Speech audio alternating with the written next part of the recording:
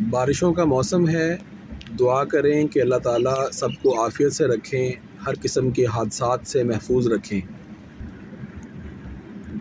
یہ دیکھیں حادثہ اس طریقے سے حقیقت میں بھی روزانہ سینکڑوں گاڑیوں کے حادثات سڑک پہ ہوتے ہیں۔ کچھ لوگ زخمی ہوتے ہیں، ہسپتال جاتے ہیں، کچھ کی جان چلے جاتی ہے، اللہ تعالیٰ سب کی حفاظت فرمائیں۔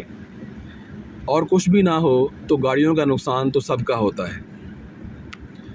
اب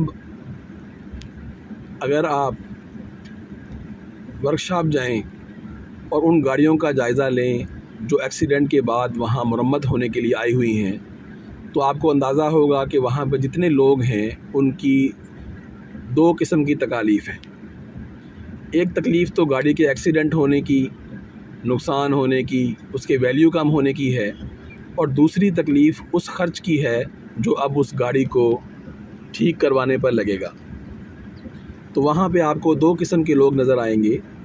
ایک وہ ہوں گے جو پریشان ہوں گے اس خرچے سے جو گاڑی کے ایکسیڈنٹ کی وجہ سے گاڑی پہ آ رہا ہے، اور دوسرے وہ لوگ ہوں گے جو بالکل مطمئن انداز میں بہتر سے بہتر اپنی گاڑی کا کام کروا رہے ہوں گے۔